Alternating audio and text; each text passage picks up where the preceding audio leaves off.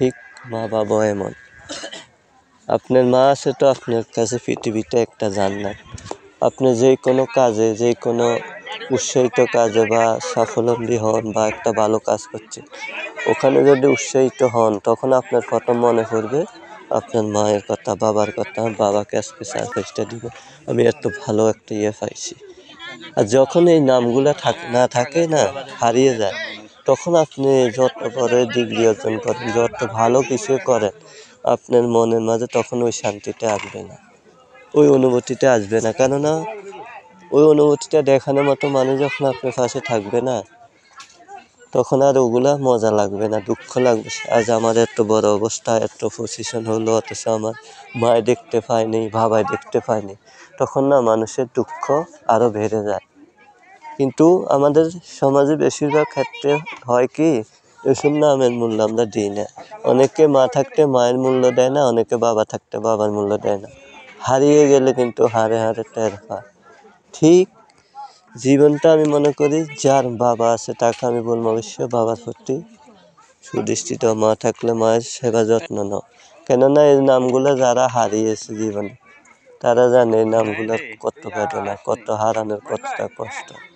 তাই এগুলো যখন পাশে থাকবে, সেবা করাটা সবার জন্য এটা উত্তম। কেননা এটা আল্লাহ পাকের একটা নেয়ামতের অংশ। তো অনেকের আছে, তার মাঝেও আবার এমন নয় যে সব মা বাবা বা সেম না। কিছু মা বাবা বা সন্তানের প্রতিও দূর অন্যায় করে। বাবা নামের কলঙ্ক হয়, মা নামের কলঙ্ক হয়, তাও আছে সমাজে। তবে হ্যাঁ, লাকি যারা সত্যিকারের মা বাবা ভালোবাসা পেয়েছে, তারা সত্যি লাকি। কেননা আজকে আম্মা মারা গেছে অনেক দিন হয়, এটা আমার খাবারের অনুষ্ঠানটা।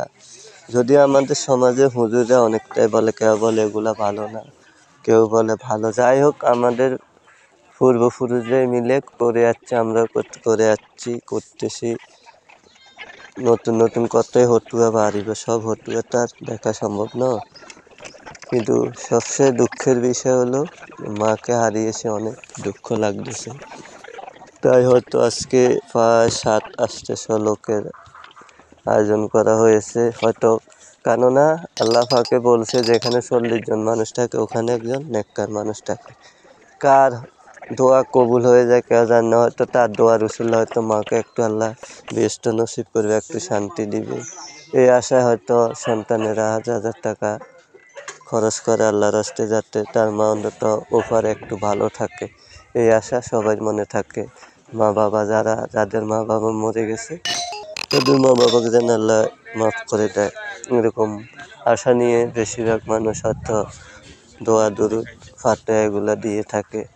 যদিও বর্তমানে হুজুরের শেষ নেই, হটুয়ের শেষ নেই, তারপরেও আমরা তো আমাদের আগের যেগুলো শুনে যাচ্ছি, বাপদাদারা করে যাচ্ছে, আমরা তো তার বাইরে না। সেই অনুসারে দোয়া চাইছি, আল্লাহ মাফ করার মালিক আল্লাহ, হয়তো এই রসুল্লাহ আল্লাহ পাক মাকে মাফ করে দিতে পারে। তবে সবচেয়ে বড় কথা হলো এই বটবৃক্ষের ছায়াটা হারিয়ে গেলে বোঝা যায় এটা যে কত মূল্যবান। এটা যতক্ষণ আপনার পাশে আছে, যারা বুঝে তাদের জন্য এটা বহুত বড় একটা ছায়া। আর যারা মূল্য দেয় না তাদের কাছে আর ছায়াও আর কি, টায়াও আর কি। কিন্তু যারা এটার মূল্য দেয় তাদের জন্য এটা একটা ঠিকানা, সুখের ঠিকানা, আশ্রয় ঠিকানা। কেননা একটি কথা ভাববেন, আপনি হাজারো দুনিয়াতে আপনাকে সবাই দোষী করবে, কিন্তু আপনি যে দেখেন আপনার মাকে বলেন বা কেউ বলুক যে মা আপনার সন্তান এটা ভালো না, মা কখনো বলবে না। মা বলবে না, পুরো দুনিয়া আমার সন্তানকে খারাপ বললো, আমি বলতে পারি না আমার জন্য আমার সন্তান ভালো। এবং সে আপনার দোষ দেখবে না, সে আপনাকে ভালোই বলবে। এই কারণে বলি যে দুনিয়ার সবাই যদি অবহেলা করে এক জায়গায়, আপনি নিজের দুঃখ কষ্ট বলার মতো একজন, সে হলো মা। আর যারাই মাকে হারিয়ে ফেলে তারা সত্যি হতভাগা হয়ে যায়। ঠিক আমার মা ঠিক এমনই ছিল, এমন একটি মা পেয়েছে, আল্লাহর কাছে শুকরিয়া। এমন একটি মায়ের ঘরে জন্ম দিয়েছে। সে অনেক ইতিহাস আছে যেগুলা বলে শেষ করা যাবে না।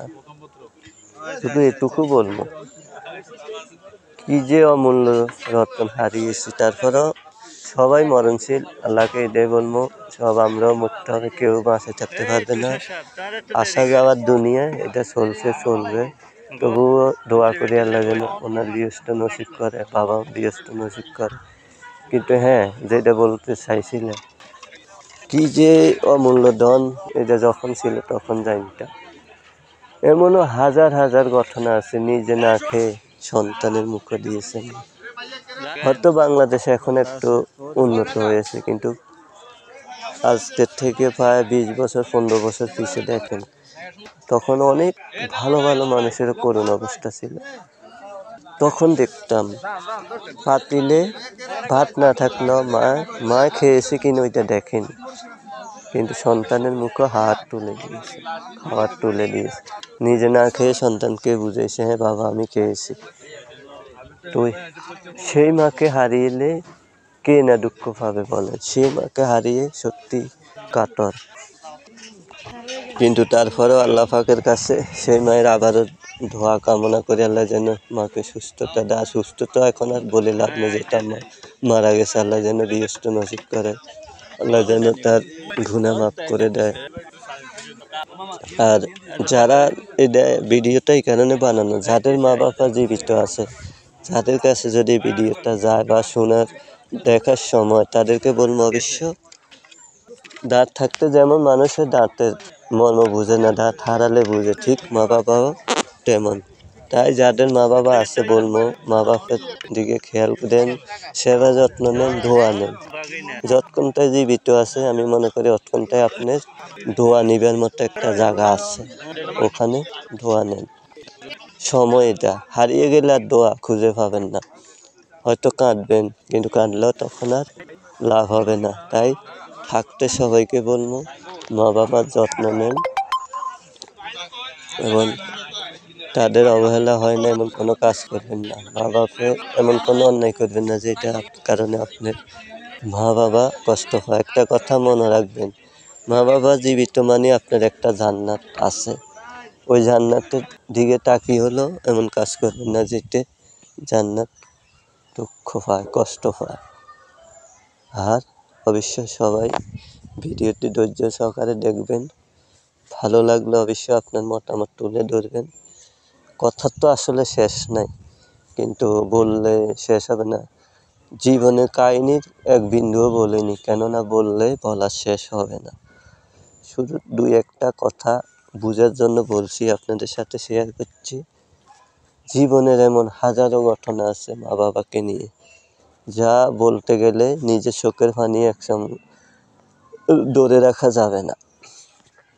তাই ওগুলো বলতে চাই না, শুধু সবাইকে বলবো দোয়া করবেন আমার মা বাবার জন্য, এবং সবাই সবার মা বাবার জন্য দোয়া করবেন। সবাই সবার জায়গার থেকে মা বাবার প্রতি সুনজর দিবেন, সেবা যত্ন নেবেন। আর যেহেতু আজকে অনেক দিন হয়ে গেল ফেসবুকে ভিডিও দিতে পারি না, যেহেতু আম্মা মারা গেছে, আমিও অসুস্থ, তাই ভিডিও ঠিক মতো দেওয়া হয় না। এই ফেসটাও একটা আমার ফ্যামিলি, তাই আমার